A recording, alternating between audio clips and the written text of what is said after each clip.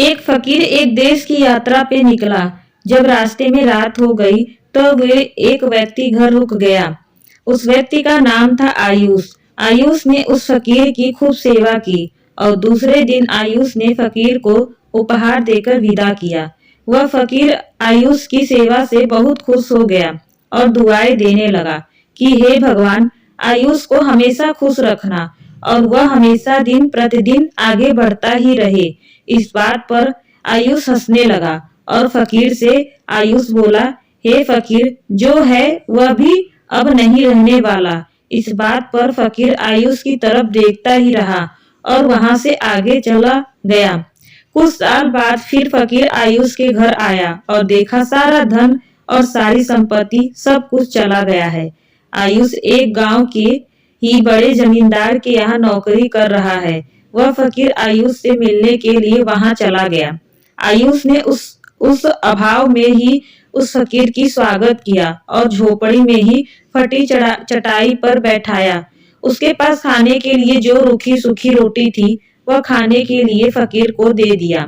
जब फकीर वहां से जाने लगा तो उसके आंखों में आंसू था और फकीर कहने लगा, हे भगवान, तुमने यह क्या किया? तो आयुष फिर हंसा और कहने लगा, अरे फकीर, तू क्यों दुखी हो रहा है? ईश्वर हमें जिस हाल में भी रखे, हमें हमेशा खुश रहना चाहिए, उसे धन्यवाद देना चाहिए।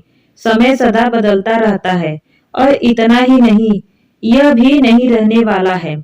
इस पर फकीर सोचने लगा कि मैं तो केवल भेष में ही फकीर हूँ, लेकिन सच्चा फकीर तो तुम हो आयुष। कुछ साल बाद फकीर से फिर से यात्रा पर निकला और आयुष से मिला और देखा तो देखता ही रह गया, क्योंकि सब कुछ बदल चुका था। आयुष अब जमींदारों का जमींदार बन चुका था। उसे मालूम हुआ आयुष जिस जमींदार के यहाँ नौकरी कर रहा था उसकी कोई संतान नहीं थी और अपनी सारी संपत्ति और जायदाद आयुष को दे दी। फकीर बहुत खुश हो गया और आयुष से कहा, अच्छा हुआ वह जमाना गुजर गया, भगवान करे अब तुम ऐसा ही बने रहो। यह सुनकर आयुष फिर हंसने लगा और कहने लगा, फकीर, अभी भी तेरी नादानी बनी हुई है। फकीर ने फिर आयुष से पूछा, क्या यह भी नहीं रहने वाला? तो आयुष ने उत्तर दिया, हाँ, यह चला जाएगा या फिर इसको अपना मानने वाला ही चला जाएगा। यहाँ पर कुछ भी रहने वाला है ही नहीं। अगर कोई चीज वास्तव है तो वह है हमारी आत्मा, वह है हमारे मन की शांति, वह है हमारे मन का सुकून, और बाकी जो कुछ भी है वह हमेशा रह नहीं सकता। फकीर ने आयुष की बातों को बहुत ही ध्यान से सुना और वापस चला गया।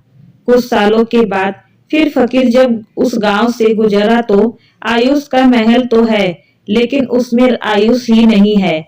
उसमें कबूतर गुटरगू कर रहे हैं। आयुष अब इस दुनिया में नहीं रहा, उसकी मृत्यु हो चुकी थी। वह फकीर मन ही मन सोचने लगा कि यह एक इंसान जिंदगी भर कितना दौड़ता रहता है और रोता रहता है, दुखी होता रहता है। जिन चीजों के लिए इंसान तड़पता रहता है, दुखी होता रहता है, वास्तव में वह चीज जो हमेशा रहने वाली है ही नहीं, वे सारी चीजें बदलने वाली है। यह कहानी यह शिक्षा देती है कि हमारे जिंदगी में जब भी कोई मुश्किल, तकलीफ या दुख आए तो हमें यह सोचना चाहिए कि जिंदगी में इससे पहले मुश्किलें या उलझने आई तो क्या वे हमेशा रुकी रही? जैसे सारी मुश्किलें आकर चली गई, वैसे ही यह भी मुश्किल चली जाएगी। यह भी हमेशा रहने वाली नहीं है। तो आप हमेशा याद रखिए कि जिंदगी में कितना भी बड़ा दुख क्यों ना हो, वह हमेशा रहने वाली नहीं है। ये दुख भी चले जाएंगे।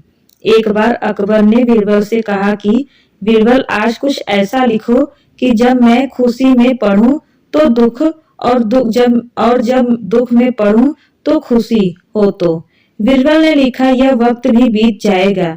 यह एक ऐसा वाक्य है, जब इसे खुशी में पढ़ोगे तो दुख होगा और दुख में पढ़ोगे तो खुशी होगा।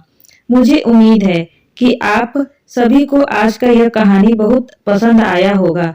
यदि पसंद आया है तो कृपया आप इस कहानी को सबके साथ शेयर जरूर करें और हमारे चैनल को सब्सक्राइब करें और वीडियो को लाइक शेयर करना ना भूलें। धन्यवाद।